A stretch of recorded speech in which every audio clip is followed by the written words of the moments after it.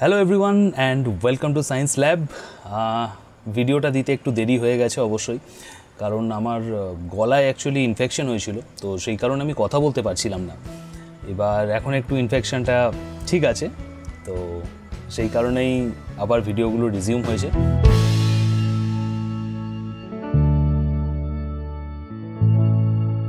তোমাদের যে introduction video যেটা রয়েছে সেটার পরে আজকে এই যে ক্লাসটা বল এবং চাপ, এটা হচ্ছে ফার্স্ট ক্লাস 8-এর। এরপরে পরপর ক্লাসগুলো আসতে থাকবে, অ্যাজ সুন অ্যাজ পসিবল আমি ক্লাসগুলো দেওয়ার চেষ্টা করছি। এবং যারা এখনও পর্যন্ত আগের ইন্ট্রোডাকশন ভিডিওটা দেখোনি তাদেরকে আমি বলবো যে আগে ইন্ট্রোডাকশন ভিডিওটা দেখে এসো, তারপরে এই চ্যাপ্টারটা থেকে আমরা পড়া শুরু করব, তাহলে বুঝতে পারবে যে আমরা কীভাবে পড়ছি চ্যাপ্টারগুলোকে। অলরাইট, সো আজকে যে চ্যাপ্টারটা সেটা হচ্ছে বল এবং চাপ, ক্লাস 8-এর পরিবেশক বিজ্ঞানের এটা ফার্স্ট চ্যাপ্টারটা শুরু করবার আগে সাবস্ক্রাইব টু সায়েন্স ল্যাব, আমাদের ইউটিউব চ্যানেলটাকে সাবস্ক্রাইব করে দাও এবং জয়েন আওয়ার টেলিগ্রাম চ্যানেল। এই যে এটা হচ্ছে আমাদের টেলিগ্রাম চ্যানেল, যেটা হচ্ছে সায়েন্স ল্যাব ফর WBBSC। তোমরা টেলিগ্রাম চ্যানেলের লিঙ্ক এই ডেসক্রিপশনে পেয়ে যাবে, সেই ডেসক্রিপশন থেকে তোমরা ক্লিক করে সে টেলিগ্রাম চ্যানেলটাকে জয়েন করো এবং সেখান থেকে তোমরা ক্লাস 8-এর যে ডিসকাশন হাব গ্রুপ রয়েছে সেখানে জয়েন করো। সেখানে আমরা এই যে পুরো ক্লাসের যে ক্লাস নোটস অ্যান্ড বাদবাকি যে সমস্ত স্টাডি ম্যাটেরিয়ালসগুলো যেগুলো রয়েছে সেগুলো আমরা ওই গ্রুপে পাবলিশ করি। তো সেখানে গেলে তোমরা এই সমস্ত যা যা কিছু রয়েছে, এই পিডিএফটা মানে যে পিডিএফটা থেকে আমরা পড়বো সেইটা পুরোটা তোমরা ওইখান থেকে দেখতে পেয়ে যাবে। Alright, so science lab for WBBSC যদি তোমাদের মানে যে লিঙ্কটা রয়েছে সেটা মানে খুঁজতে কোনো অসুবিধা হয় তাহলে তোমরা এটাতেও করতে পারো যে @ScienceLab WBBSC, এটাতেও তোমরা টেলিগ্রামে সার্চ করতে পারো। সার্চ করলে তোমরা ওই গ্রুপটা পেয়ে যাবে, চ্যানেলটা পেয়ে যাবে। চ্যানেলের ভেতরে লিঙ্ক রয়েছে, দেখবে লিঙ্ক দিয়ে দিয়েছি, গ্রুপটা জয়েন করবা। সো আমরা ক্লাসটা শুরু করি। অলরাইট, সবার ফার্স্টে আমরা দেখব যে নিউটনস ল। আমরা নিউটনস ল পড়েছি তো, নিউটনের গতিসূত্র পড়েছি তো আমরা যে নিউটনের গতিসূত্র যেটা পড়েছি সেইটারই আমরা এবারে একটুখানি ডিটেলস আলোচনা করব। কীরকম ডিটেলস দেখো, আমরা ষষ্ঠ ও সপ্তম শ্রেণীতে নিউটনের গতিসূত্রের ব্যাপারে জেনেছি, 3টে গতিসূত্র আমরা পড়েছি, 3টে গতিসূত্রের ব্যাপারে আমরা জেনে গেছি। ওকে, এইবারে আমরা দেখে নিই, এই সূত্র বানানটা ভুল হয়ে গেছে কিনা, দন্তের সয় দীর্ঘ হবে। এই গতিসূত্রগুলো থেকে আমরা কি শিখছি, আমরা তো সূত্রটা জেনে গেছি, কি শিখছি আমরা। সো ফার্স্ট দেখো, আমরা নিউটনের প্রথম সূত্রে কি পেয়েছি, যে বাহ্যিক বল প্রয়োগে বস্তুর অবস্থার পরিবর্তন করতে বাধ্য না করলে স্থির বস্তু চিরকাল স্থির থাকবে এবং গতিশীল বস্তু সমবেগে অর্থাৎ সমদ্রুতিতে সরল পথে চলতে থাকবে, অর্থাৎ সরল রেখায় চলতে থাকবে। মানে কি, মানেটা আমরা এটা বোঝাচ্ছি যে কোনো বস্তুর উপর অপর না, এটা উপর হবে, হ্যাঁ অপর, টাইপিং মিস্টেক হয়ে গেছে। কোনো বস্তুর ওপর বল প্রযুক্ত হচ্ছে কিনা সেটা জানতে বস্তুটির বেগের পরিবর্তন হচ্ছে কিনা সেটা দেখতে হয়। কোনো বস্তুর যদি বেগের পরিবর্তন ঘটে, সেটা ত্বরণ হতে পারে, মন্দন হতে পারে, অ্যাক্সেলারেশন হতে পারে, ডিসেলারেশন হতে পারে। এই যে বস্তুর বেগের পরিবর্তন, সেইটাকে দেখে আমরা বুঝতে পারি যে সেই বস্তুর উপর কোনো বল প্রযুক্ত হচ্ছে কিনা। যদি বস্তুর বেগ না পরিবর্তিত হয় বা বস্তুটি স্থির থাকে, তবে বুঝতে হবে যে ওই বস্তুটির ওপর কোনো বল ক্রিয়া করছে না, বা বস্তুটির ওপর ক্রিয়াশীল বলগুলির যোগফল শূন্য। অর্থাৎ এমনও হতে পারে যে বস্তুটার ওপর, এই বস্তুটার ধরো স্থির রয়েছে, এই বস্তুটার ওপর দুটো বা তার বেশি বল প্রযুক্ত হচ্ছে। তো যখন এই দুটো বা বেশি বল প্রযুক্ত হচ্ছে কিন্তু তা সত্ত্বেও বস্তুটা স্থির রয়েছে, তখন আমাদের কি ধরতে হবে, যে দুটো বস্তু, এই বস্তুর ওপর যে দুটো বল প্রযুক্ত হচ্ছে সেই দুটো বলের যোগফল কিন্তু শূন্য। মানে এই পেনটাকে যদি আমি দুদিক থেকে এরমভাবে চাপ দিই, তো বস্তুর ওপর তো বল প্রযুক্ত হচ্ছে কিন্তু পেনটা তো সরছে না, পেনটা তো একই জায়গায় রয়েছে। তো তার মানে কি, আমি যে বলটা প্রয়োগ করছি সেই দুটো বল, মানে দুটো হাতে যে দুটো সাইড থেকে বল প্রয়োগ করছি সেই দুটো বলের যোগফল কিন্তু শূন্য, তবেই সে বস্তুটা স্থির রয়েছে। ওকে, সো সেকেন্ড লতে যাই আমরা, নিউটনস সেকেন্ড ল, দ্বিতীয় সূত্র, যে বস্তুর ভরবেগের পরিবর্তনের হার ওই বস্তুর ওপর প্রযুক্ত বলের সমানুপাতিক। ভরবেগের পরিবর্তনের হার কিন্তু বস্তুর ওপর প্রযুক্ত বলের সমানুপাতিক, এবং বল যেদিকে ক্রিয়া করে বস্তুর ভরবেগের পরিবর্তনও সেই দিকে ঘটে। অর্থাৎ কোনো বস্তুর ওপর বল প্রয়োগ করা হলে সেই বলের পরিমাণ যত জোরালো বা যত বেশি হবে, প্রতি সেকেন্ডে ওই বস্তুর বেগের পরিবর্তন অর্থাৎ ত্বরণ বা মন্দন কিন্তু তত বেশি হবে। বল যদি দ্বিগুণ হয় তবে সেই বস্তুতে উৎপন্ন ত্বরণ বা মন্দনও কিন্তু দ্বিগুণ হবে। অর্থাৎ ধরো আমরা একটা বস্তু নিলাম, এখানে সেই বস্তুটির ওপর, এটা হচ্ছে ফার্স্টেরটা আমরা যেটা এ বস্তু নিলাম সেটা হচ্ছে স্থির বস্তু। সেই স্থির বস্তুর ওপর আমি এই দিক থেকে বল প্রয়োগ করলাম, লেফট সাইড থেকে বল প্রয়োগ করলাম, তো সেই বস্তুটা কি হলো, সেই বস্তুটা গতিশীল হয়ে গেল, হয়ে গিয়ে সে বস্তুটা কোনো একটা জায়গায় এখানে এসে পৌঁছলো। তার মানে কি আমরা ফার্স্ট ল থেকে কি জানলাম, যে বস্তুটার বেগের পরিবর্তন হলো, সে বস্তুটা তো এই পজিশন থেকে এই পজিশনে এলো, তো বেগের পরিবর্তন হলো, তার মানে বল প্রযুক্ত হয়েছে। ভেরি গুড, ওকে।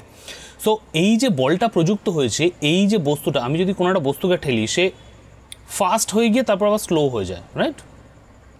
তো এই যে বলটা প্রযুক্ত হয়েছে, সেই বল প্রযুক্ত হওয়ার ফলে এই বস্তুতে একটা ত্বরণ সৃষ্টি হয়েছে। ত্বরণ মানে কি, বেগের বৃদ্ধি, প্রতি সেকেন্ডে বেগের বৃদ্ধি। মানে এ যখন এখান থেকে ফার্স্ট যখন এই পজিশনটা থেকে যখন সে এই সাইডে আসতে শুরু করলো, তখন তার বেগের বৃদ্ধি ঘটেছে।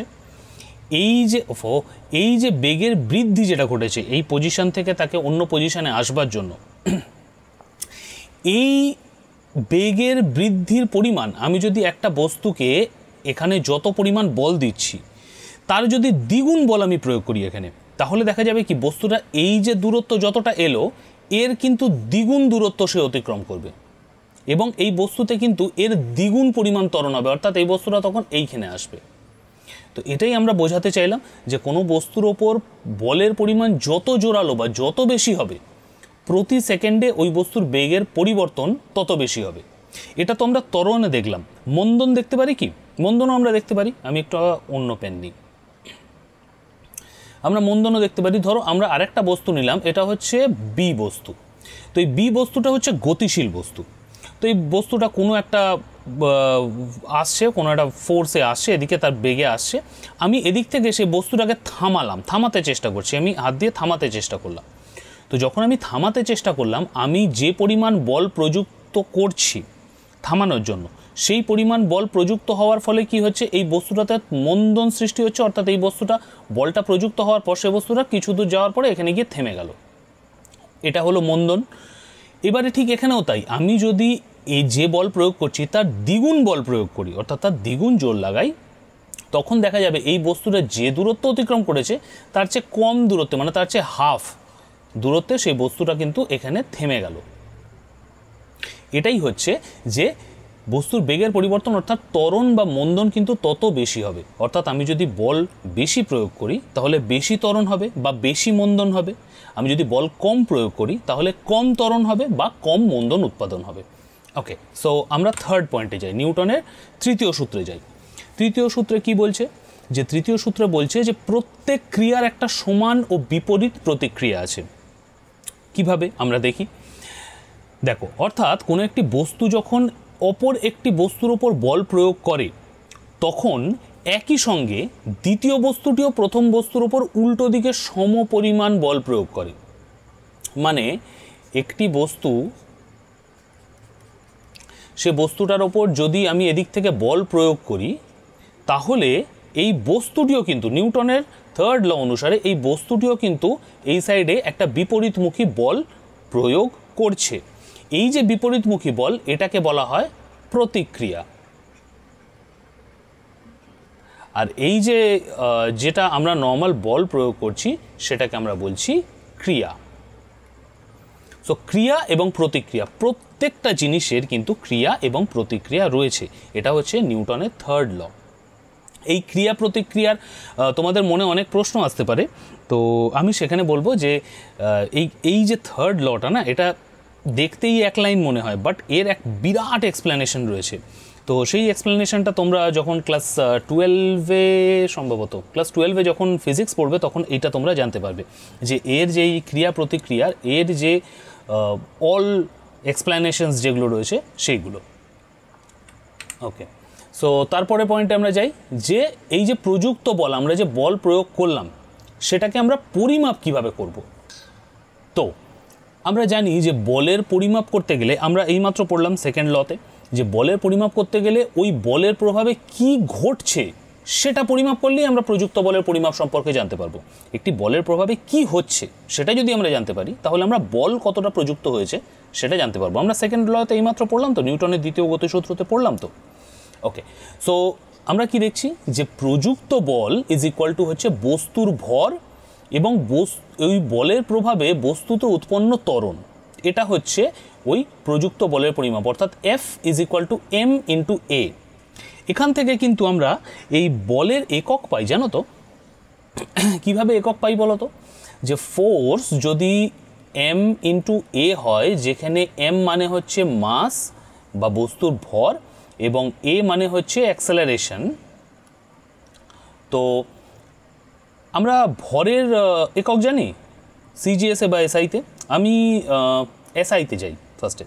তো আমরা ভরের একক জানি, এসআইতে ভরের একক কী হয়, কিলোগ্রাম, কেজি।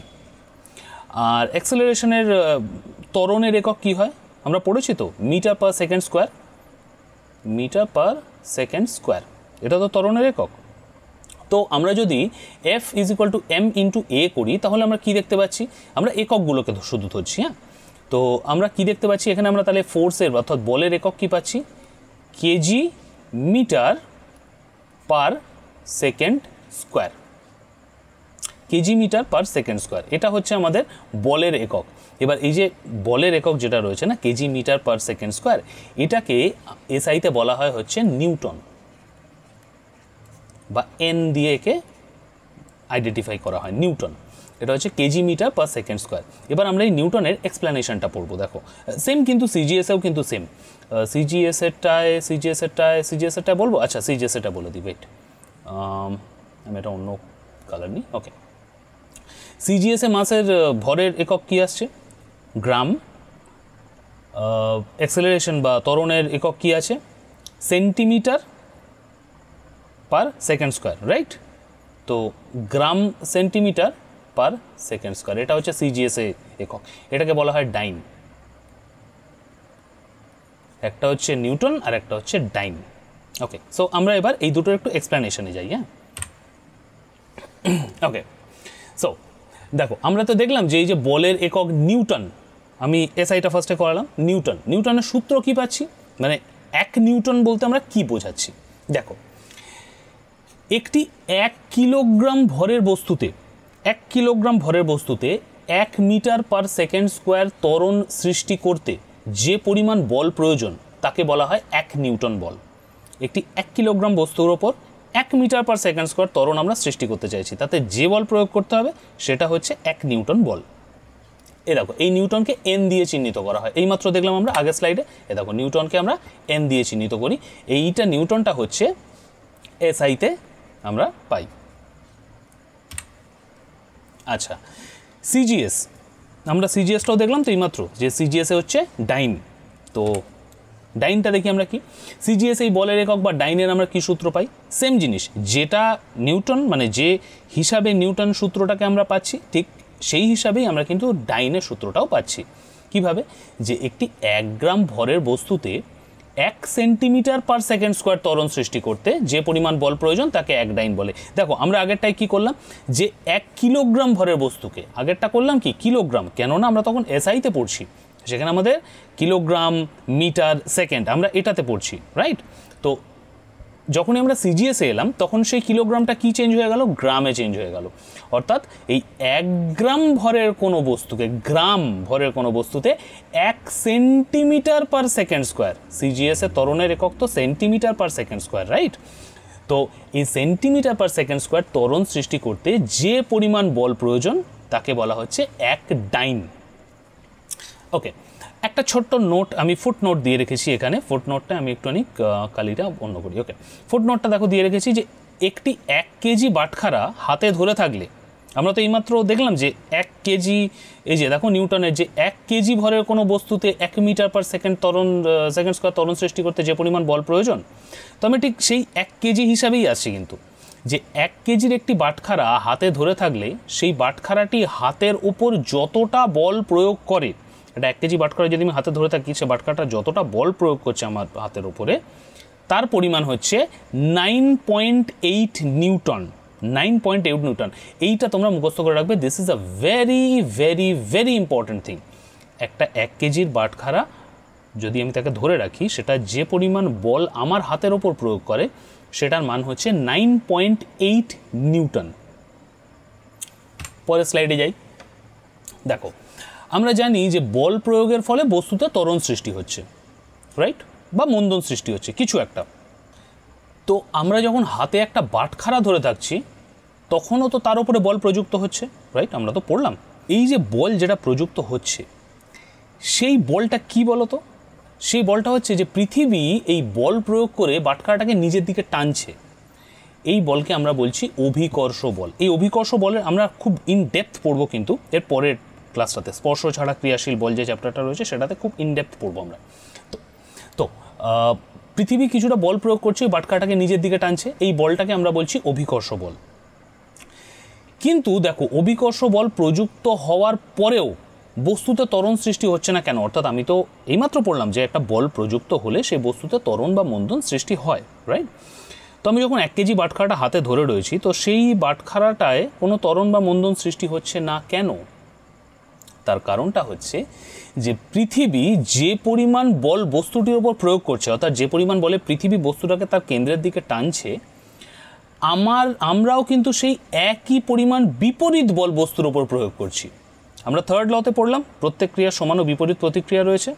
সেম জিনিস, আমি যখন 1 কেজি বাটখারাটা ধরে রয়েছি, পৃথিবী যে পরিমাণ বল দিয়ে তাকে টানছে, আমার হাত কিন্তু তার ঠিক এক্স্যাক্ট সেম পরিমাণ বল বাটখারাটার ওপর প্রয়োগ করছে, ফলে বাটখারাটা কিন্তু স্থির রয়েছে। সেকেন্ড গতিসূত্র থেকে আমরা এটাও পাচ্ছি যে দুটো বস্তুর যদি এই ক্রিয়া এবং প্রতিক্রিয়া বলের মান যদি, সেকেন্ড না 3rd ল থেকে পাই, ক্রিয়া প্রতিক্রিয়া বলের মান যদি আমরা 0 পেয়ে যাই, তাহলে সেই বস্তুটার কোনো ত্বরণ সৃষ্টি হয় না, কিন্তু বল প্রযুক্ত হচ্ছে কিন্তু।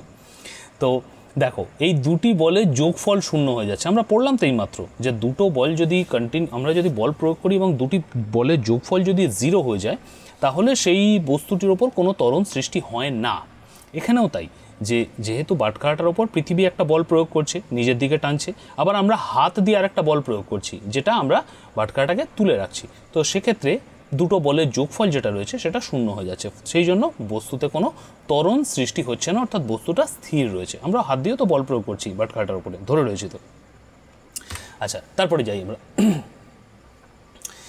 যে ক্ষেত্রে বস্তুতে দুটি বিপরীতমুখী বল প্রয়োগের ফলে বস্তুতে কোনো ত্বরণ সৃষ্টি হয় না, জাস্ট লাইক আমরা পড়লাম যেটা, যে ওই হাত দিয়ে ধরে রয়েছি বাটখারাটা, সেই ক্ষেত্রে আমরা ওই বস্তুর উপর প্রযুক্ত বলের পরিমাপ করি স্প্রিংয়ের সাহায্যে। স্প্রিংয়ের সাহায্যে কিভাবে দেখাই, এটা একটা ডায়াগ্রাম আমি বানাই। হ্যাঁ, পরের স্লাইডে রয়েছে স্প্রিংয়ের ব্যাপারটা।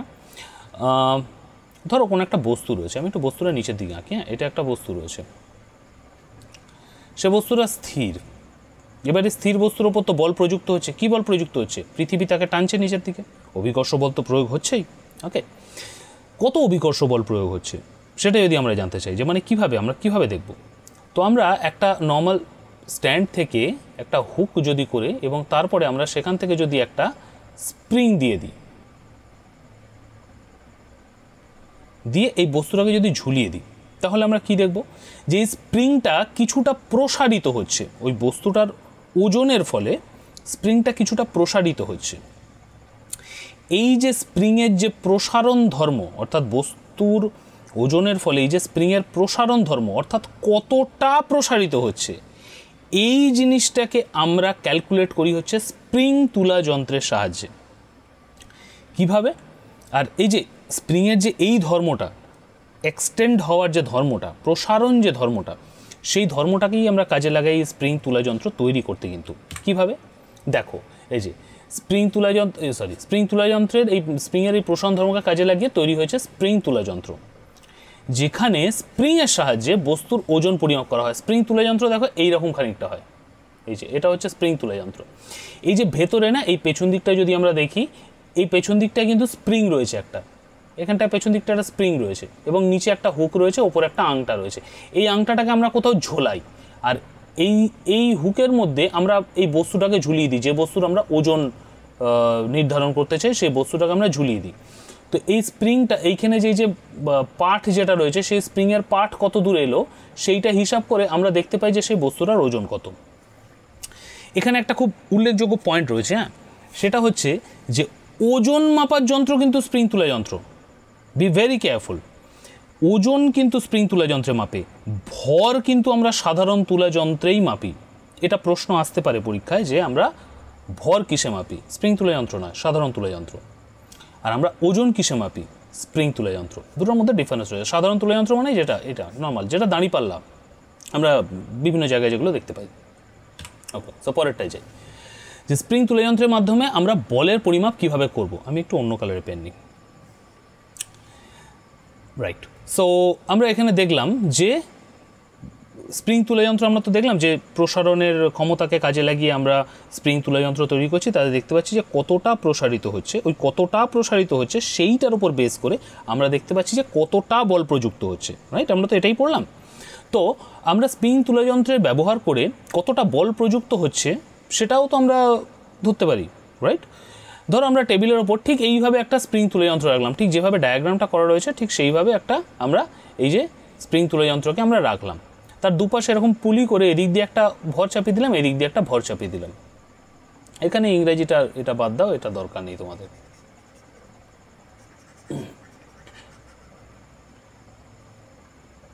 এটা দরকার নেই। ওকে, সো আমরা যখন এইটার দুটোকে সেট করছি তখন আমি একটা কাল্পনিক পার্ট নিই। ধরো এই দুটো যখন আমি দুটো ওজন সেট করলাম তখন আমাদের স্প্রিং তুলা যন্ত্রে যে স্প্রিং তুলা যন্ত্রটা রয়েছে সেই স্প্রিং তুলা যন্ত্রে ধরো ওজন দেখালো আমার 3 কেজি, সাপোজ 3 কেজি ওজন দেখালো। তো এই 3 কেজি থেকে আমরা বলের পরিমাপ কিভাবে পাচ্ছি? এই 3 কেজি থেকে আমরা বলের পরিমাপ পাচ্ছি হচ্ছে স্প্রিং তুলা যন্ত্রের পার্ট কত 3 ইন্টু আমরা এইমাত্র পড়লাম যে কতটা বল দ্বারা 1 কিলোর একটা বস্তুকে পৃথিবী নিজের দিকে টানে, সেটা কত, এটা হচ্ছে 9.8 নিউটন। আমরা এইমাত্র পড়লাম না 9.8 নিউটন। তো আমরা করবো হচ্ছে 3 ইন্টু 9.8, ক্যালকুলেট করি কত হয়, 3 আসছে 24, 24-এর 4 হাতে রইল 2, 3 9 27 2 29, 29.4 নিউটন। তো আমরা বলতে পারি যে এই যে রিডিংটা এটা এলো না 3 কিলো, সে 3 কিলো মানে হচ্ছে এই দুটো বস্তু টোটাল মিলিয়ে 29.4 নিউটন বল প্রযুক্ত করছে, বা 29.4 নিউটন বল তারা প্রডিউস করছে, তারা ওই স্প্রিং তুলা যন্ত্রের ওপর প্রযুক্ত করছে। এটা হচ্ছে একদম ইজি হিসাব যে স্প্রিং তুলা যন্ত্রের সাহায্যে আমরা তো যেমন ওজন তো মাপতেই পারি, রাইট, কিন্তু সে আমরা বলেরও পরিমাপ করতে পারি। যেমন আমি তো এটা দু সাইডে ঝোলালাম, আমরা তো দু সাইডে ঝুলিয়েছি। যদি আমরা স্প্রিং তুলা যন্ত্রে একটাই জিনিস ঝোলাই, যেমন নর্মালি একটা আমরা আংটায় ঝুলিয়ে স্প্রিং তুলা যন্ত্র থেকে কোনো একটা জিনিস ঝুলিয়ে দিলাম, স্প্রিং তুলা যন্ত্রে ধরো রিডিং এলো, আমি এটা কাল্পনিক ধরলাম, ধরো রিডিং এলো 5 কেজি, আমরা ওজন বুঝতে পারলাম যে 5 কেজি ওজন। এবার আমরা যদি এটা ক্যালকুলেট করতে চাই যে ওই বস্তুটার উপর কতটা বল প্রযুক্ত হচ্ছে, তাহলে আমরা কী করবো, 5 ইন্টু জাস্ট সিম্পলি 9.8 গুণ করবো। তো আমরা 5 ইন্টু 9.8 করলে কত হবে, 5 8 40-এর 0 হাতে রইল 4, 5 9 45 আর 4 49, জিরোর তো দরকার নেই। তার মানে 49 নিউটন বল প্রযুক্ত হচ্ছে। দ্যাটস এইরকম ইজি, খুব একটা বেশি কিছু জটিল না, ভেরি ইজি। আর আমরা যারা সায়েন্স ল্যাবে পড়াশোনা করি তারা উই আর স্মার্ট পিপল, আমাদের বুঝতে আমরা এই বুঝে নিই। ওকে, সো পরের স্লাইডে যাই। রাইট, পরের স্লাইডে যেটা রয়েছে সেটা আমরা এই যে বল পড়ছি না কন্টিনিউয়াসলি, ফোর্স বল, তো এই বলেরই বিভিন্ন জিনিস রয়েছে, মানে বিভিন্ন বল রয়েছে, তারা বিভিন্নভাবে তারা কাজ করে, এই জিনিসগুলো রয়েছে। তো তার মধ্যেই একটা খুব ইম্পর্টেন্ট জিনিস হলো ঘর্ষণ বল বা ফ্রিকশন। দেখো, ঘর্ষণ ও তার পরিমাপ। ঘর্ষণ হলো কোনো দুটি তলের সংস্পর্শে তৈরি হওয়া এক প্রকার বল বা শক্তি যা গতি বা গতি উৎপন্ন করার চেষ্টার বিরুদ্ধে কাজ করে। বি ভেরি কেয়ারফুল, এটা কিন্তু সব সময় গতি বা গতি উৎপন্ন করার বিরুদ্ধেই কাজ করে। কিভাবে? ধরো একটা টেবিল রয়েছে এখানে, সেই টেবিলের ওপর কোনো একটি বস্তু রয়েছে, আমি একটু বস্তুটা বড় দেখাই, হ্যাঁ, এটা কোনো একটা বস্তু রয়েছে। এই যে টেবিলের যে তল, এই যে টেবিলের যে তল, এই যে টেবিলের যে তল, এই তলটা এবং বস্তুর যে নিচের তলটা, অর্থাৎ এই যে নিচের তলটা, এইটাকে যদি আমি ম্যাগনিফাই করি তাহলে দেখবো এই যে দুটো যে সারফেস রয়েছে না, সেই দুটো সারফেসের মধ্যে যে বলটা ক্রিয়া করছে, যে বলটা ক্রিয়া করে এই বস্তুটাকে যদি আমি ঠেলে সরাতে চাই, এই বস্তুটা যদি শূন্যে থাকতো, মানে জিরো গ্র্যাভিটিতে থাকতো, তাহলে যে এই বস্তুটাকে আমরা যত সহজে ঠেলে সরাতে পারতাম, এই একটা টেবিল থাকার কারণে কিন্তু সেই বস্তুটাকে আমরা অত ঠেলে সরাতে পারবো না। এই যে ঘর্ষণ বলটা প্রযুক্ত হচ্ছে, সেই ঘর্ষণ বলটা কি হিসাবে প্রযুক্ত হচ্ছে, যে সেই ঘর্ষণ বলটা কিন্তু গতি উৎপন্ন করার চেষ্টার বিরুদ্ধে কাজ করছে। সে চাইছে যে একদম স্টিল থাক, এটা হচ্ছে ঘর্ষণ বলে। যে ঘষে তাকে কোনো, দেখবে কোনো একটা বস্তাকে যদি আমরা সে টানা হেজড়া করতে করতে নিয়ে আসি না, তো বস্তাটা বেশ ভারী মনে হয় যেন কেউ একটা বস্তাটাকে আর একটু টানছে। ওই যে ফ্রিকশনটা, ওটা হচ্ছে যেটা গতি উৎপন্ন করার বিরুদ্ধে কাজ করছে, এটা হচ্ছে ঘর্ষণ বল। আমরা আরও ইনডেপথ পড়ি ঘর্ষণ বলে না। দেখো, ঘর্ষণ বল দুটো হয়। একটা হয় স্থির অবস্থার ঘর্ষণ, মানে বল প্রয়োগের পরেও যখন কোনো বস্তু ওই তলের ওপর স্থির হয়ে থাকে তখন যে ঘর্ষণ বল ক্রিয়া করে তাকে বলে স্থির অবস্থার ঘর্ষণ। অর্থাৎ ধরো আমরা একটা খুব ভারী একটা লোহার একটা কিছু রয়েছে, সেটাকে আমরা ঠেলে সরানোর চেষ্টা করছি, বাট আমরা পারছি না। ওই যে ঘর্ষণ বলের যে মানটা, মানে সেই বস্তুটা যে সারফেসের ওপর রয়েছে, সেটা মাটির ওপর থাকতে পারে, সেটা টেবিলের ওপর থাকতে পারে, ডাজন্ট ম্যাটার, আমরা যদি তাকে ঠেলে সরাতে না পারি, ওই যে ঠেলে সরাতে পারছি না তার কারণ ওই ঘর্ষণ, ফ্রিকশন। সে ফ্রিকশনের জন্য, ঘর্ষণের জন্য সে বস্তুটা স্লিপ করে যাচ্ছে না সামনের দিকে। এই যে ঘর্ষণ বলটা, মানে যে আমি তার উপর বল প্রয়োগ করা সত্ত্বেও সে বস্তুটাকে আমি নড়াতে পারছি না, সে বস্তুটা এতটাই ভারী আমার সম্ভব হচ্ছে না, আমি ঠেলে তাকে সরাতে পারছি না, এই যে ঘর্ষণ বলটা, সেটা হচ্ছে স্থির অবস্থার ঘর্ষণ। যেমন দেখো, একটা টেবিলের ওপর যদি একটা বই পড়ে থাকে, আমি ধরো ঠেলে এই বইটাকে সরাতে পারছি না, বা এনি চান্স ধরো এই ঠেলে আমি এই বইটাকে সরাতে পারছি না, বা এই বইটা এই যে টেবিলের ওপর রাখা রয়েছে, আমি এর ওপর কোনো ধরো বল প্রযুক্ত হয়নি, বা আমি ধরো খুব হালকা করে আমি চেষ্টা করলাম যে বইটাকে সরাতে, খুব হালকা বল প্রয়োগ করলাম, এই বইটা সরলো না এখান থেকে। এই যে সরলো না তার কারণ হচ্ছে এই টেবিলের যে তল রয়েছে এবং এই যে বইয়ের তল রয়েছে, সেই দুটো তলের মধ্যেকার ঘর্ষণ বলের জন্য। এই যে ঘর্ষণ বলটা, এটা হচ্ছে কিন্তু স্থির অবস্থার ঘর্ষণ, এটাকে বলা হয় স্থির অবস্থার ঘর্ষণ। স্থির অবস্থার ঘর্ষণ, এটাকে বলা হচ্ছে স্থির অবস্থার ঘর্ষণ। আর গতিশীল অবস্থার ঘর্ষণ কি? গতিশীল অবস্থার ঘর্ষণ হলো কোনো গতিশীল বস্তুতে সেই বস্তু এবং ওই এবং অপর তল, ওপর নয় এটা অপর হবে, হ্যাঁ একটু টাইপিং মিস্টেক হয়ে গেছে আমার, এবং অপর তল যে বল প্রয়োগ করে তাকে বলা হয় গতিশীল অবস্থার ঘর্ষণ। গতিশীল অবস্থার ঘর্ষণ তোমরা ফর্মুলা 1 রেস দেখেছো। এই যে বাইকের টায়ারটা রাস্তার যে মানে টারম্যাকে যে পার্টটার ওপরে চলে যাচ্ছে, এই বাইকটা তো গতিশীল, এই যে টারম্যাকটা তার প্রপারলি ফ্রিকশন প্রযুক্ত করছে বলেই কিন্তু বাইকটা এরকম টার্ন করতে পারছে। দেখো, বাইকটা কিন্তু সোজা না থেকে বাইকটা এরকম টার্ন করে গেছে, এতটা এরকম অ্যাঙ্গেলে হেলে গেছে, এটাকে বলা হয় টার্নিং অ্যাঙ্গেল। দেখবে রাস্তা অনেক ক্ষেত্রে হয় না, হাইওয়েগুলোতে দেখবে রাস্তাটা এরকম ব্যাঁকানো থাকে হালকা, এটা হচ্ছে ঘর্ষণ বলের জন্য। এখানে একটা প্রশ্ন আসতে পারে, জানো, সেটা হচ্ছে যে হাইওয়ে মানে বেন্ডিংয়ের ক্ষেত্রে, মানে রাস্তা যেখানে বেঁকছে সেখানে রাস্তাটা স্ট্রেট না হয় কার্ভ কেন করা হয়? কারণ স্ট্রেট যদি হয় না, তাহলে কি হয়, এই যে গতিশীল অবস্থার ঘর্ষণ সেটা যে পরিমাণ কাজ করবে, অর্থাৎ একটা গাড়ি ঘোরবার জন্য যে পরিমাণ গতিশীল অবস্থার ঘর্ষণ লাগবে, যেটাতে সেই গাড়িটা ফ্লিপ করে যাবে না, পাল্টে যাবে না, উল্টে যাবে না, সেইটাই কিন্তু ওই বেন্ড যদি হয়ে যায়, রাস্তাটা যদি বেন্ড হয়ে যায়, তাহলে তার গতিশীল অবস্থার ঘর্ষণের বলের মানটা কিন্তু অনেকটা বেশি হবে। কেন মানটা বেশি হবে আমরা পড়বো এর পরের স্লাইডে পড়বো। কারণ ঘর্ষণ বলের মানটা কিন্তু ওই দুটো তলের কতটা পার্ট কানেক্টেড রয়েছে সেইটার উপরে ডিপেন্ড করে। তো এই যে আমি এখন খুব নর্মাল একটা উদাহরণ দিচ্ছি, যে দেখো এই যে গতিশীল বস্তুটা রয়েছে, অর্থাৎ এই বাইকটা যেটা রয়েছে, সেইটা এই টারম্যাকের ওপরে, অর্থাৎ এই রাস্তার ওপরে যে বল প্রয়োগ করছে, মানে এই রাস্তা এবং এই গাড়ির টায়ার, এই দুটো তাদের নিজেদের মধ্যে যে বল প্রযুক্ত করছে, এটাকে বলা হয় গতিশীল অবস্থার ঘর্ষণ।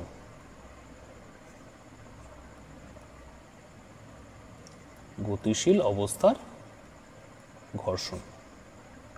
আমরা পরের স্লাইডে যাই। দেখো ঘর্ষণ বলের বৈশিষ্ট্য, দেখো ঘর্ষণ বলের বৈশিষ্ট্য যে ঘর্ষণ বল সবসময় সংস্পর্শে থাকা তল দুটির সাথে সমান্তরালে ক্রিয়া করে। অর্থাৎ একটা বস্তু এবং এটা একটা কোনো তলের ওপর রাখা রয়েছে। ঘর্ষণ বল কিন্তু এই বস্তুটার এবং এই বস্তুটা কখনো কিন্তু ঘর্ষণ বল এইভাবে কাজ করে না, বা ঘর্ষণ বল এইভাবে কাজ করে না, এটা কিন্তু নয়।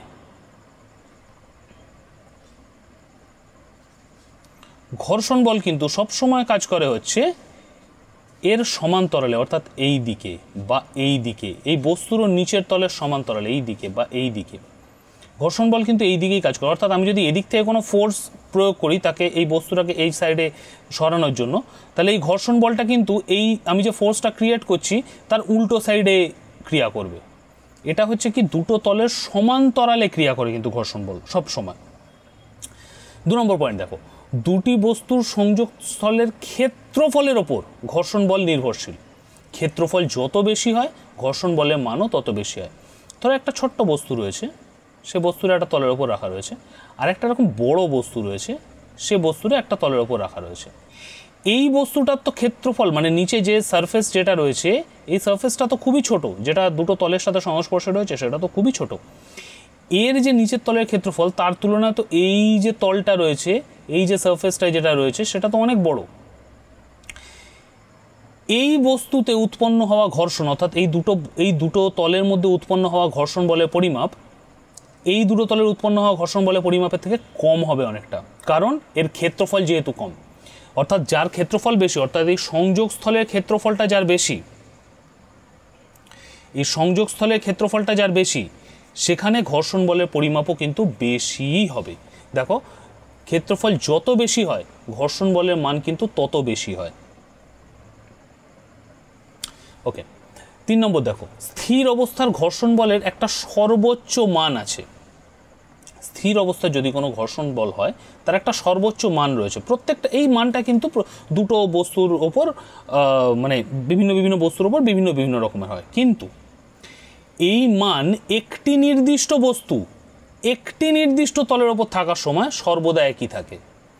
বিভিন্ন বস্তু বিভিন্ন তলের সাথে বিভিন্ন রকম স্থির অবস্থার ঘর্ষণ বলের মান হতে পারে, কিন্তু একটি বস্তু কোনো নির্দিষ্ট তলের সাথে থাকাকালীন তার যে ঘর্ষণ বলের মান হয় সেটা কিন্তু স্থির থাকে। অর্থাৎ 1 কিলোর একটা বস্তু যদি আমি একটা কাঠের পাটাতনের ওপর রাখি, সেই 1 কিলোর বস্তুটা কাঠের মানে 1 কিলো বস্তুটা ওই কাঠ, যে কাঠটায় আমি পাটাতনটা বানিয়েছি সেই কাঠের ওপর আমরা ওই যে ঘর্ষণ বলের যে মানটা পাচ্ছি, অর্থাৎ লোহার যে সারফেসটা এবং কাঠের যে সারফেসটা একসাথে টাচ করে রয়েছে, সেই যে ঘর্ষণ বলের মানটা রয়েছে সেটা সবসময় একই হয়। সেটা আমি এখানেও যদি আমি যে ঘর্ষণ বলের মানটা পাবো, আমি যদি এটাকে দিল্লি নিয়ে চলে যাই তাহলে সেখানেও সেই ঘর্ষণ বলের মানটা একই পাবো, যদি সেই লোহা এবং সেই কাঠ হয়। এবার যদি কাঠের জায়গায় প্লাস্টিক হয়ে গেল তখন কিন্তু ঘর্ষণ বলের মান চেঞ্জ হয়ে যায়, স্থির অবস্থার ঘর্ষণ বলের মান চেঞ্জ হয়ে যায়। লোহাটা ধরো থার্মোকল হয়ে গেল তখন কিন্তু সেই ঘর্ষণ বলের মান চেঞ্জ হয়ে যায়। কিন্তু একটি নির্দিষ্ট বস্তু আর একটি নির্দিষ্ট তলের উপর থাকার সময় সর্বদা একই থাকে। কোনো একটি নির্দিষ্ট বস্তু এবং একটি নির্দিষ্ট তলের মধ্যে ওই স্থির অবস্থার ঘর্ষণ কিন্তু সব সময় একই থাকে। 4 নম্বর পয়েন্ট দেখো, যে দুটি তলের মধ্যে উলম্বভাবে ক্রিয়াশীল ক্রিয়া প্রতিক্রিয়া বল যত বেশি হয় ওই তলের সমান্তরালে ক্রিয়াশীল স্থির অবস্থার ঘর্ষণ বলের সর্বোচ্চ মানও তত বেশি হয়। মানেটা কি? এটা একটু জটিল। আমি নিচের এই যেগুলো আমি লিখেছি সেগুলো একটু মুছছি, কারণ এটা একটু বোঝানোর দরকার।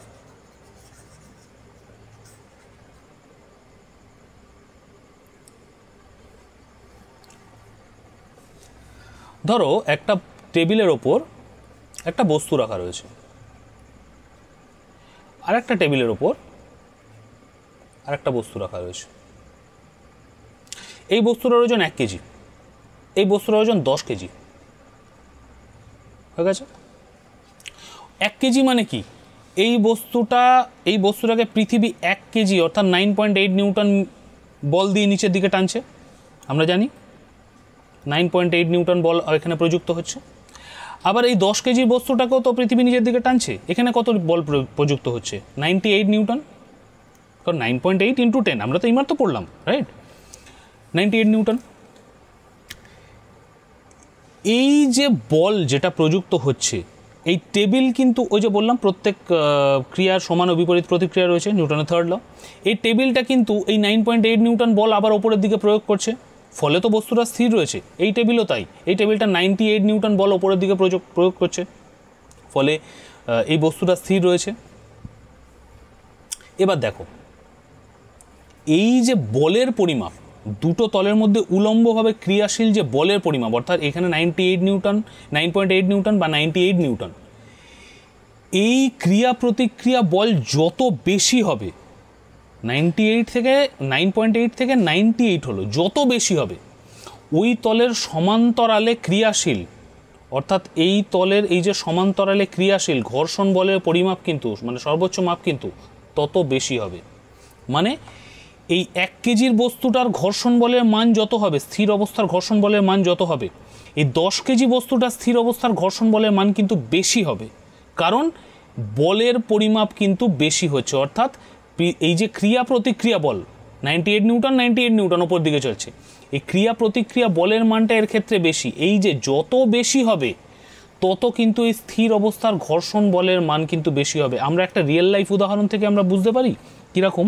আমরা একটা হালকা জিনিসকে টেবিলের ওপর রাখলাম, সেটাকে ঠেলতে যতটা আমাদের সুবিধে হয়, আমি একটা ভারী জিনিসকে টেবিলের ওপর রাখলাম, সেটাকে আমি এক আঙুলে ঠেলতে ঠিক ততটাই কিন্তু অসুবিধা হবে, কারণ ওই স্থির অবস্থার ঘর্ষণ, দুটো জিনিস একই হতে পারে, দুটোই লোহার ব্লক হতে পারে, একটা ছোট্ট লোহার ব্লক, একটা বড় লোহার ব্লক, কিন্তু যেহেতু ছোট্ট লোহার ব্লকটার ওপর ক্রিয়া প্রতিক্রিয়া যে বলটা, অর্থাৎ পৃথিবী তার দিকে টানছে, টেবিলটা সেই বলের এগেনস্টে কাজ করছে, এই ক্রিয়া প্রতিক্রিয়া বলের মানটা তো কম, সেহেতু ওইখানে ওই যে দুটো তল রয়েছে, সেই তলের মধ্যে যে ক্রিয়াশীল ঘর্ষণ বলটা রয়েছে, সেই ঘর্ষণ বলের মানও কম হবে, যেহেতু ক্রিয়া প্রতিক্রিয়া বল কম।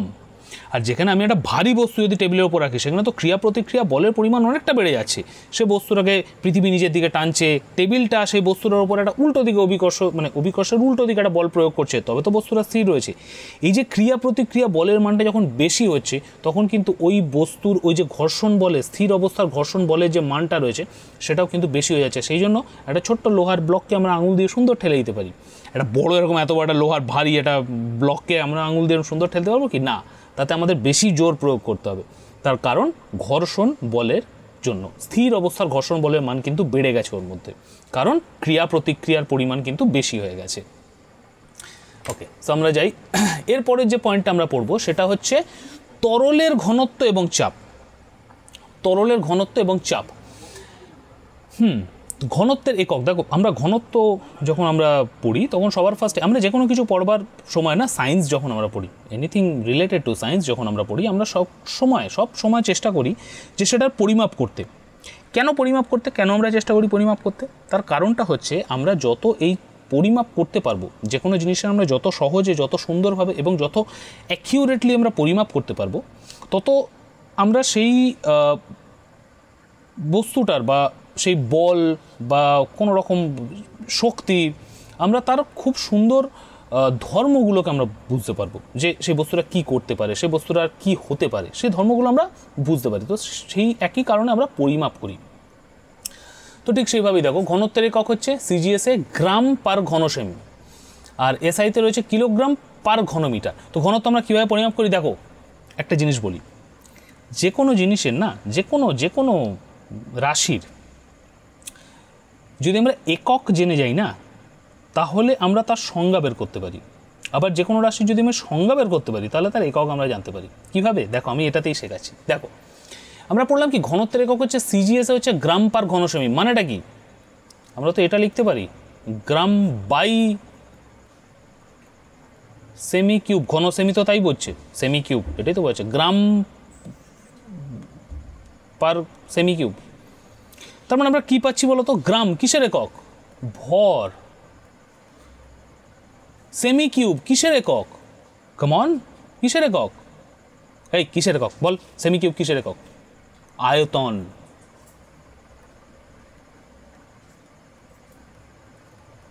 তো আমরা কি পাচ্ছি এখানে, যে আমরা ঘনত্ব কিভাবে পরিমাপ করছি, যে কোনো বস্তুর ভর বাই সেই বস্তুর আয়তন যদি আমরা করে ফেলতে পারি, তাহলে আমরা সেই বস্তুর ঘনত্ব পেয়ে যাচ্ছি।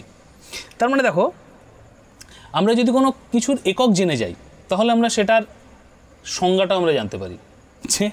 যে কোনো বস্তুর ভর এবং আয়তনের যে সম্পর্ক সেটা থেকে আমরা ঘনত্ব পরিমাপ করি। কোনো বস্তুর, ধরো আমি একটা নর্মাল উদাহরণ বলছি, ধরো কোনো বস্তুর ভর হচ্ছে এসআইতে করি 1 কিলোগ্রাম, এবং সেই বস্তুর আয়তন হচ্ছে 1 মিটার কিউব, 1 মিটার কিউবে রয়েছে, মানে এটা কোনো ব্লক রয়েছে, সেই ব্লকটা মানে 3Dতে করছি আমি, হ্যাঁ, এটা ধরো কোনো একটা বস্তু রয়েছে, এই বস্তুটা 1 মিটার কিউবের মধ্যে রয়েছে, ঠিক আছে, বস্তুটা ভর হচ্ছে 1 কেজি। তো সেখানে আমরা ঘনত্ব কী পাই?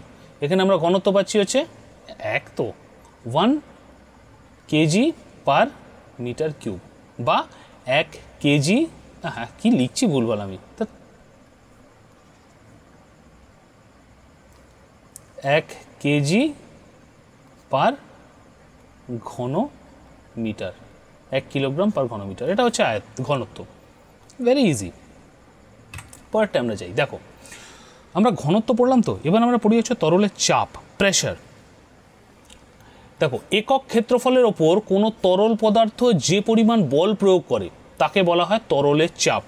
একক ক্ষেত্রফলের ওপর যে পরিমাণ বল প্রয়োগ করছে, মানে আমি একটা এরকম 4 চৌকো ব্লকের মধ্যে যদি আমি একটু জল নিই, তাহলে আমি এরকম একটা ব্লক রয়েছে, এরকম একটা চৌবাচ্চা রয়েছে ধরো, তার মধ্যে আমি কিছু জল নিলাম, এর মধ্যে কিছু জল নিলাম আমি, তো সেই জলটা ধরো এত দূর অবধি ভর্তি হলো, ভেতরে জল রয়েছে। এই যে জলটা এই বাইরের দেওয়ালের ওপর যে পরিমাণ বল প্রয়োগ করছে, কারণ যদি আমি এখানে একটা সজোরে একটা ঢিল ছুঁড়ি, যদি একটা কাঁচের এরকম একটা অ্যাকোয়ারিয়াম নিই, তার মধ্যে জল প্রয়োগ, একটা সজোরে ঢিল ছুঁড়ি, তাহলে দেখবো এই কাঁচের অ্যাকোয়ারিয়ামটা ভেঙে গেলেই জলটা কিন্তু ওর টেন্ডেন্সি হচ্ছে বাইরে বেরিয়ে আসা, ওর টেন্ডেন্সি যাচ্ছে বাইরে বেরিয়ে আসা। তো এই যে কেন বাইরে বেরিয়ে আসছে, কারণ এই জলটা এই সাইডের যে তার সারফেসটা যেটা রয়েছে, মানে কাঁচের যে তলটা এটা রয়েছে, তার উপর সে বল প্রয়োগ করছে। এই যে বলটা প্রয়োগ করে না, এটাকে বলা হয় তরলের চাপ, অর্থাৎ তার চতুর্দিকে সে কতটা বল প্রয়োগ করছে সেটা হচ্ছে তরলের চাপ, প্রেশার। আমরা একটু ইনডেপথে পড়ি। দেখো, তরলের চাপ আমরা পরিমাপ করব কিভাবে? আমরা চাপে এইমাত্র কি পড়লাম?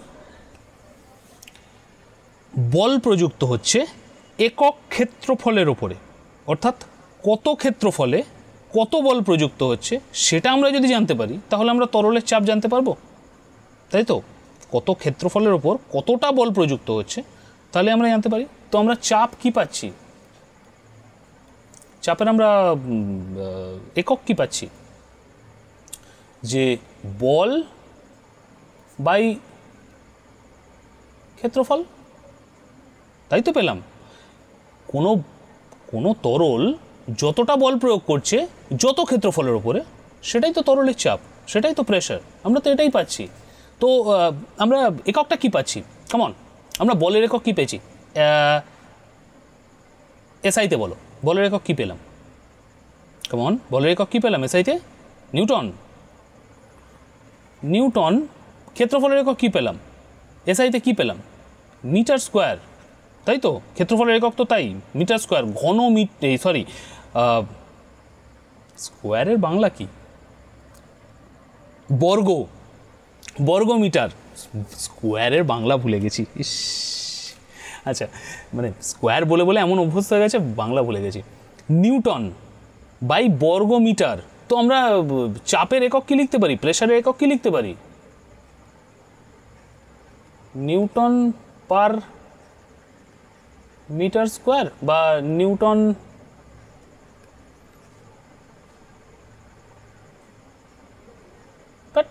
কি লিখছি ভুলভাল আমি।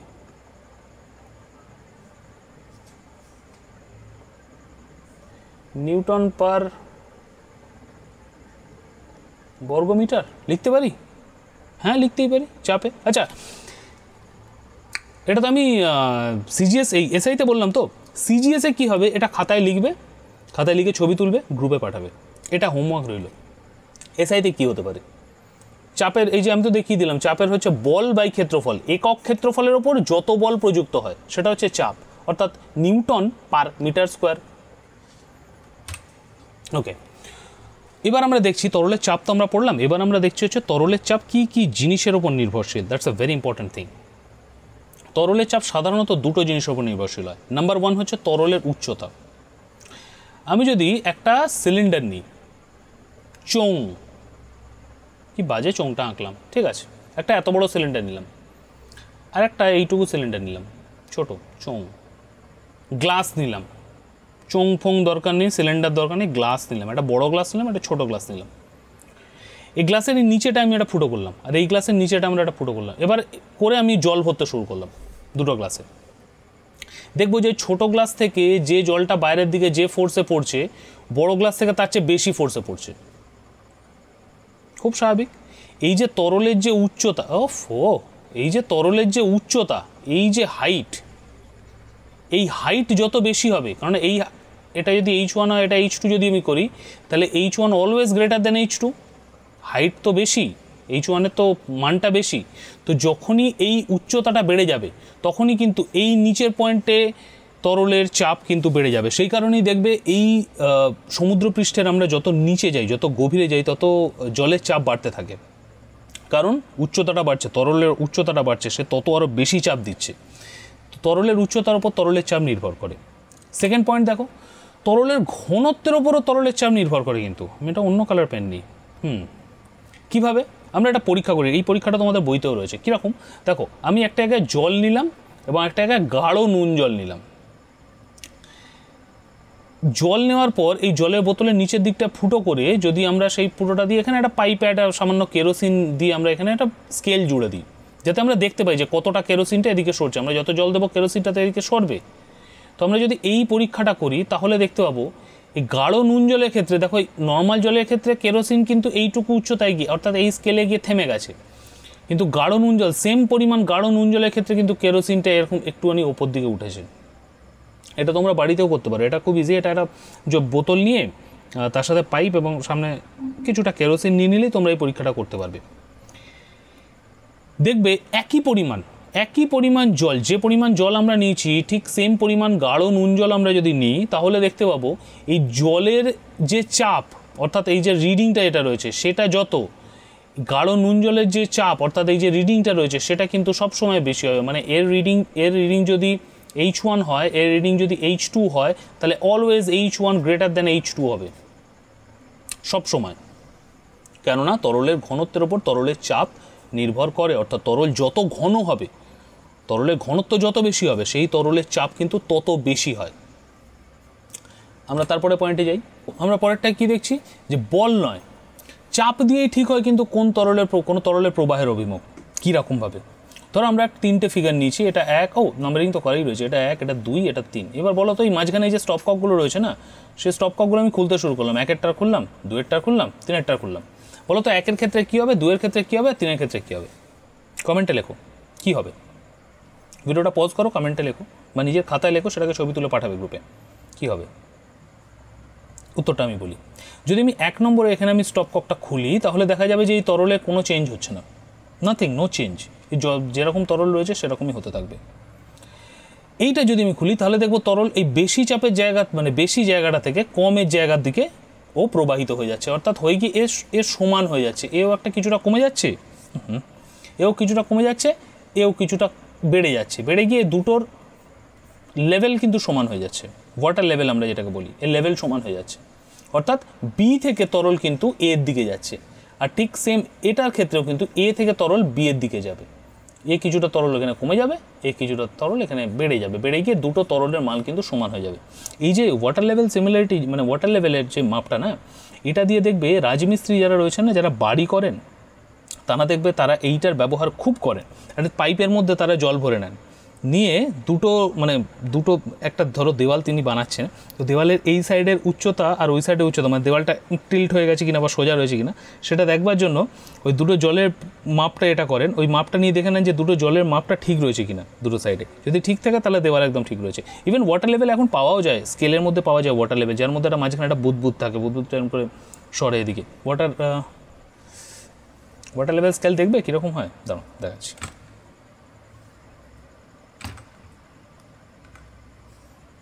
আবার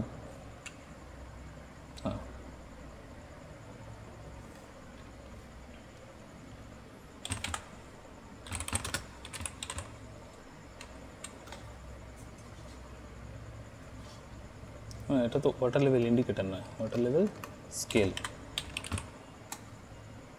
এই দেখো এরকম হয় ওয়াটার লেভেল স্কেল, এরকম হয়।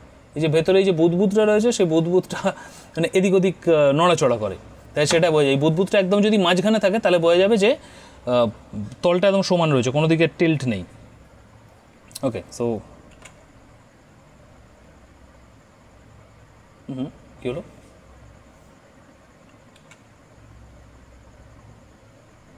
ওকে, সো হ্যাঁ, তো এইখান থেকে আমরা ওয়াটার লেভেলের ইয়েটা পেয়ে যাই, এটা খুব ইজি জিনিস। ওকে, সো এরপর আমরা যাচ্ছি হচ্ছে বায়ুর চাপ, এয়ার প্রেশার। এই পয়েন্টটা খুব ইম্পর্টেন্ট পয়েন্ট। বায়ুর চাপ হচ্ছে, এটা একটা পরীক্ষা করা যেতে পারে। এই ফার্স্টে আমি ধরো এটাকে 1 নম্বর দিই, এটাকে 2 নম্বর দিই, এটাকে 3 নম্বর দিই। দেখবে কোনো একটা জলের এরকম একটা যদি জায়গা তুমি নাও, তার উপরে যদি একটা এরকম পাইপের মধ্যে জল ভরে সেটাকে এরকম বুড়ো আঙুল দিয়ে চেপে যদি জলের মধ্যে ডুবিয়ে দাও, তাহলে দেখবে জলটা কিন্তু এখান থেকে আর পড়ছে না। আবার যদি বুড়ো আঙুলটা এখান থেকে সরিয়ে নাও হঠাৎ করে, তখন দেখবে জলটা কিন্তু এর মধ্যে দিয়ে গড়িয়ে এই পাইপটা পুরো শূন্য হয়ে গেল। এখানে জলের পরিমাণটা কিছুটা বেড়ে গেল, কিন্তু পাইপটা পুরো শূন্য হয়ে গেল। এই যে যখন আমরা বুড়ো আঙুল দিয়ে চেপে রয়েছি তখন এটা পড়ছে না কেন? তার কারণটা হচ্ছে বায়ু এই জলের ওপরে এইভাবে চাপ দিচ্ছে। যেরকমভাবে আমরা তরলের চাপ পড়লাম না, ঠিক সেমভাবেই কিন্তু বায়ুও চাপ দেয়। বায়ু এই যে সারফেসটা রয়েছে সেই সারফেসের ওপর কিন্তু সে চাপ প্রয়োগ করছে, ফলে এই চাপটা কিন্তু এই জলটাকে ওপরের দিকে ঠেলে রেখে দিচ্ছে। যখনই আমরা বুড়ো আঙুলটাকে সরিয়ে নিচ্ছি তখনই ওপর থেকে যে বায়ু, এই যে ওপেনিংটা দিয়ে যে বায়ু যে চাপটা দিচ্ছে, সেই চাপের পরিমাণ আর এই চাপের পরিমাণ সমান। তো সেখানে কি হচ্ছে, যেহেতু সমান সেহেতু দুটোর ওই যে যোগফলটা 0 হয়ে গেল, দুটোই তো সমান চাপ। তো সেখানে আর এর চাপ আর এর চাপের মধ্যে কোনো ডিফারেন্সই আসছে না। সেহেতু তখন এই যে বায়ুটা এর মধ্যে দিয়ে প্রবেশ করে এই জলটাকে নিচের দিকে নিয়ে এইখানে লেভেলটা বাড়িয়ে দিচ্ছে, এই জলটা এই অবধি এসে শেষ হয়ে যাচ্ছে। এটা হচ্ছে বায়ুর চাপ। এবার হচ্ছে এই বায়ুর চাপটা কত, এক্স্যাক্টলি কত, সেটা আমরা পরীক্ষা করতে পারি। এইটা দেখা গেছে যে বায়ুর চাপটা হচ্ছে 10.3 মিটার। অর্থাৎ আমি একটা যদি পাইপ নিই, পাইপের 10.3 মিটার যদি আমি একটা পাইপ নিই, সেই পাইপের ওপর থেকে আমি যদি এরকম করে এখানটায় যদি বন্ধ করে রাখি, মুখটা যদি বন্ধ করে রাখি কোনোভাবে, তাহলে সেই জলটা, মানে তার চেয়ে বেশি নিতে হবে, নিয়ে যদি মুখটা বন্ধ করে রাখি, সেই জলটা কমে গিয়ে কিন্তু 10.3 মিটারে এসে থেমে যাবে। কারণ বায়ুর চাপের পরিমাণ হচ্ছে 10.3 মিটার। অর্থাৎ বায়ু এখানে যে পরিমাণ চাপ দিচ্ছে সেই চাপটা কিন্তু 10.3 মিটার জলস্তম্ভ যে চাপটা দিচ্ছে সেই চাপের সমান। সেই জন্য জলটা 10.3 মিটারেই গিয়ে এখানে আটকে যায়। আবার ঠিক সেমভাবে আমরা যদি একটা পারদকেও ঠিক সেম পরীক্ষাটা করি, তাহলে দেখবো এই পারদটা কিন্তু 76 সেন্টিমিটারে গিয়ে কিন্তু থেমে গেল, এর তলায় আর যাচ্ছে না। কারণ এই যে পারদরা সেটা এই 76, মানে যে বায়ুটা যে চাপ প্রয়োগ করছে সেটা হচ্ছে 76 সেন্টিমিটার পারদ স্তম্ভের চাপের সমান।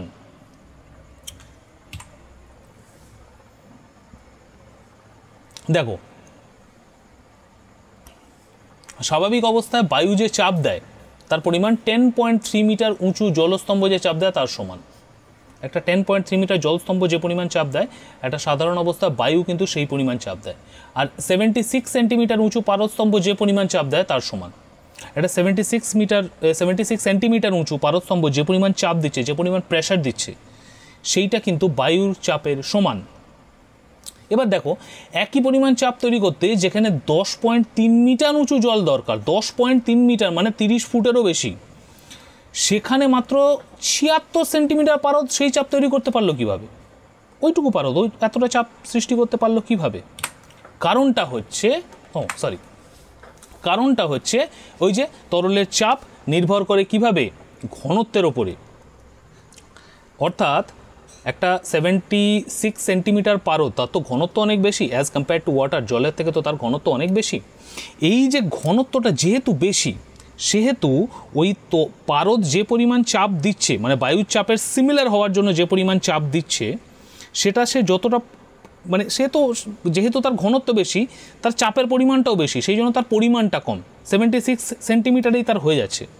আর যেহেতু জল তার ঘনত্ব অ্যাজ কম্পেয়ার টু পারদ সেটা তো অনেকটা কম, তাই তার চাপের পরিমাণটাও কম, তাই জন্য তার অনেকটা বেশি পরিমাণ জল লাগছে সেই পরিমাণ চাপকে কাউন্টার করবার জন্য।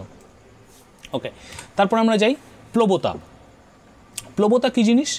প্লবতা হলো, দেখো, যখন কোনো বস্তুকে কোনো তরলে ডোবানো হয় তখন সেই তরল বস্তুটির ওপর একটা ঊর্ধ্বমুখী বল প্রয়োগ করে, এই বলটিকে প্লবতা বলে। যেমন একটা বালতির জলের মধ্যে আমি একটা থার্মোকলের টুকরো যদি চুপিয়ে দিই, দেখবে জলটা মনে হচ্ছে থার্মোকলের টুকরোটাকে ভাসিয়ে তুলতে চাইছে, এই ঘটনাটাকে বলা হয় প্লবতা। দেখবে যে আমরা যদি কোনো তরলের মধ্যে, যে কোনো তরল, সেটা জল হতে পারে, অন্য কিছু, যে কোনো কিছু হতে পারে, দেখবে কোনো বস্তুকে আমি যদি সেই তরলের মধ্যে দিই, কিছু বস্তু রয়েছে যেটা সে তরলের ওপর ভাসবে, কিছু বস্তু রয়েছে সে তরলের মধ্যে পুরো ডুবে যাবে, আবার কিছু বস্তু রয়েছে সে পুরো ভাসবেও না, পুরো ডুববেও না, ও একটা মাঝামাঝি জায়গায় গিয়ে এখানে মাঝখানে এটা ভেসে থাকবে। এই যে কারণে এই বস্তুটা ভেসে রয়েছে, এই বস্তুটা ডুবে যাচ্ছে, বা এই বস্তুটা অর্ধেক ভেসে রয়েছে, এই বস্তুটা কেন ভেসে রয়েছে? কেননা তরল তো তার উপর চাপ প্রয়োগ করছে ওপরের দিকে, তবে তো ভাসছে। এই বস্তুটা ডুবে যাচ্ছে কেন? কেননা এই তরল যে পরিমাণ চাপ ওর উপর প্রয়োগ করছে সেই চাপটা যথেষ্ট নয়, এই বস্তুটার ঘনত্ব, ওজন তার চেয়ে বেশি, সেই জন্য সে বেশি বল প্রয়োগ করে সে নিচের দিকে পড়ে যাচ্ছে। এই যে ঘটনাটা, অর্থাৎ এই যে কোনো তরল উপরের দিকে যে চাপ দিচ্ছে, ঊর্ধ্বমুখী একটা বল প্রয়োগ করছে, এই ঘটনাটাকে বলা হচ্ছে প্লবতা। দেখো এই প্লবতা থেকে আমরা পাই কিন্তু আর্কিমিডিসের নীতি, আর্কিমিডিস ল। আর্কিমিডিসের ল এখানে কি বলছে? যে কোনো বস্তুকে কোনো তরলে ডোবালে ওই বস্তুটি কিছুটা তরলকে তার জায়গা থেকে সরিয়ে দিয়ে নিজে সেই জায়গাটা দখল করে। এবার ওই বস্তুটিকে জায়গা দিতে গিয়ে যতটা তরল নিজের জায়গা থেকে সরে যায়, সেই পরিমাণ তরলের ওজনটা যত, বস্তুর ওপর তরলের দেওয়া ঊর্ধ্বমুখী বলের বা প্লবতার মানও তত। আমি কি পরের স্লাইডে করে না, আমি তোমাদের উদাহরণটা দেখাই। ধরো কোনো একটা বস্তুকে আমি কোনো তরলে ডোবালাম, এখানে ধরো আমি ভর্তি করে তরল রয়েছে, হ্যাঁ ভর্তি, একদম কানায় কানায় ভর্তি। আমি যদি কোনো বস্তুকে এখানে চুবিয়ে দিই তাহলে কিছু পরিমাণ তরল কিন্তু ওভারফ্লো হয়ে যাবে। এই বস্তুটা তো এই তরলের মধ্যে কিছুটা জায়গা দখল করে রয়েছে, আগে তো তার আগে সেই তরলটাই ছিল ওর মধ্যে, অর্থাৎ সেই তরলটাকে সে সরিয়ে দিল, দিয়ে সে নিজে জায়গাটা দখল করে নিল। এই যে যতটা তরল নিজের জায়গা থেকে সরে গেল, অর্থাৎ সরে গিয়ে যে উপচে পড়লো, সেই পরিমাণ তরলের ওজন যত, বস্তুর ওপর তরলের দেওয়া ঊর্ধ্বমুখী বলের বা প্লবতার মানও তত। এই যে উপজে যাওয়া জলের যত ওজন, এই প্লবতার মানও কিন্তু তত। এটাই হচ্ছে আর্কিমিডিসের নীতি। যতটা তরল তার জায়গা থেকে সরে গিয়ে ওর জায়গা করে দিল, সেইটাই কিন্তু ওই তরলের প্লবতার মান। দেখো আর্কিমিডিসের নীতি থেকে আমরা কি জানতে পারছি? ফার্স্ট, কোনো বস্তুকে কোনো তরলে ডোবালে ওই বস্তু কিছুটা তরলকে অপসারিত করে, এইমাত্র দেখলে। এই অপসারিত তরলের ওজনের মান বস্তুর ওপরে তরলে দেওয়া ঊর্ধ্বমুখী বলের মানের সমান হয়। ওপরের নয়, উপরের হবে এটা। সে বস্তুর ওপরে তরলের দেওয়া ঊর্ধ্বমুখী বলের মানের সমান। যতটা অপসারিত তরলের ওজন, সেটা কিন্তু ঊর্ধ্বমুখী বলের সমান হয়। আর সেকেন্ড কি, যে কোনো বস্তু যখন তরলে ভাসে তখন বস্তুর ওজনের মান এবং বস্তুর দ্বারা অপসারিত তরলের ওজনের মান সমান হয়। বস্তু যদি জলে ভাসে তাহলে তার যে ওজন আর বস্তু দ্বারা অপসারিত যে তরলের ওজন, সেই দুটো ওজন কিন্তু সব সময় সমান হয়। এটা আমরা জানতে পারি আর্কিমিডিসের নীতি থেকে। দেখো এই যে যেমন একটা ছোট লোহার পেরেক জলে ডুবে যায়, কিন্তু পেরেকের চেয়ে অনেক ভারী লোহার জাহাজ জলে ডুবে যায় না কেন? এই প্রশ্নটা আসে অনেক ক্ষেত্রে পরীক্ষায়। দেখো এটি ঘটে তাদের গড় ঘনত্বের পার্থক্যের জন্য। গড় ঘনত্বের পার্থক্য কীরকম? দেখো, যেহেতু লোহার পেরেকটা নিরেট, সলিড, তাই তার উপরে প্রযুক্ত বলের পরিমাপের তুলনায় তার উপর তরল যে পরিমাণ প্রযুক্ত বল দিচ্ছে, অর্থাৎ প্লবতার মাধ্যমে যে যে বলটা প্রয়োগ করছে, একটি লোহার ফাঁপা জাহাজ, লোহার জাহাজটা তো ভেতরে ফাঁপা থাকে, সে লোহার জাহাজটা যদি নিরেট হতো সেও ডুবে যেত। একটা লোহার ফাঁপা জাহাজ যার বেশিরভাগ জায়গা খালি এবং বায়ু দ্বারা পূর্ণ, তার গড় ঘনত্ব জলের চেয়ে কম হয়। গড় ঘনত্ব মানে একটা সলিড জিনিস আর একটা ফাঁপা জিনিস, তার যে দুটোর যে গড় ঘনত্ব, অর্থাৎ আমরা ঘনত্ব কিভাবে ক্যালকুলেট করি? এইমাত্র পড়লাম না, ঘনত্ব কিভাবে ক্যালকুলেট করি, কিভাবে? এসো, ঘনত্ব কীভাবে ক্যালকুলেট করছি? ভর বাই আয়তন, তাই তো? তো আমরা যখন ভর বাই আয়তন ক্যালকুলেট করছি, একটা পেরেকের ভর এবং তার আয়তন যেটা আসবে, ঘনত্ব যেটা আসবে, একটা লোহার জাহাজের ভর এবং তার আয়তনের গড় ঘনত্ব, দেখবে এই যে টোটাল যে ঘনত্বটা সেটা অনেকটা কম, কেননা তার আয়তনটা অনেকটা বেশি, সে অনেকটা জায়গা নিয়ে রয়েছে, বায়ুর প্লাস তার বায়ুর ইন্ট্রাকশনস রয়েছে। এই কারণে এই যে গড় ঘনত্ব একটা লোহার পেরেকের তুলনায় একটা লোহার জাহাজের যে গড় ঘনত্ব সেটা জলের চেয়ে কম হয়। ফলে জলের যে প্লবতা, ঊর্ধ্বগামী যে বলটা, সেটা লোহার জাহাজের তলদেশে ঊর্ধ্বমুখী ক্রিয়া করে এবং করে সেই জাহাজটাকে ভাসিয়ে রাখতে সাহায্য করে। একটা পেরেকের ওপর তার প্লবতার পরিমাণটা যতটা হবে, একটা এত বড় সারফেসে, একটা লোহার জাহাজের সারফেসে তার যে ঊর্ধ্বমুখী বলের পরিমাণ যেটা হবে সেটা অনেকটা বেশি, সেটা অনেকটা বেশি ক্ষেত্রফল পাচ্ছে। তাই জন্য সেই যে জাহাজটি কিন্তু জলের উপর ভেসে থাকতে পারছে, কেননা তার প্লবতার, জলের যে প্লবতা, সেই প্লবতাটা কিন্তু সেই জাহাজটিকে ভাসিয়ে রাখতে সাহায্য করছে। অলরাইট, সো আজকের মতো ক্লাস এখানেই শেষ। বল এবং চাপ চ্যাপ্টারটা আমরা আজকে পড়লাম, ফার্স্ট ক্লাস 8-এর যে ফার্স্ট ক্লাসটা রয়েছে সেটাতে আমরা বল এবং চাপটা পড়লাম। তো ক্লাসটা কেমন লাগলো সেটা কমেন্ট করে জানিও অবশ্যই। আর অবশ্যই টেলিগ্রাম চ্যানেল জয়েন করো, কেননা এই যে পিডিএফটা যেটা রয়েছে সেটা কিন্তু টেলিগ্রাম গ্রুপে আমি দিয়ে দেবো। টেলিগ্রাম চ্যানেলের লিঙ্ক নিচে ডেসক্রিপশানে দেওয়া রয়েছে, সেই চ্যানেলটাকে ফার্স্টে জয়েন করো। চ্যানেল জয়েন করবার পরে সেখানে তোমরা ক্লাস 8 ডিসকাশন হাব গ্রুপ পাবে, সেই গ্রুপে জয়েন করে নিও, সেই গ্রুপেই তোমরা কিন্তু এই পিডিএফটা পেয়ে যাবে। আর আরও একটা জিনিস, যদি ভিডিওটা তোমাদের ভালো লেগে থাকে তাহলে অবশ্যই এই ভিডিওটাকে তোমরা তোমাদের বন্ধুবান্ধবদের সাথেও শেয়ার করো। যে নোটসটা অর্থাৎ যে পিডিএফটা এটা পাচ্ছ সেটাও তোমরা বন্ধুবান্ধবদের সাথে শেয়ার করো, তাহলে হয়তো এই ভিডিওটা থেকে আরও কিছু জনের উপকার হয়ে যেতে পারে।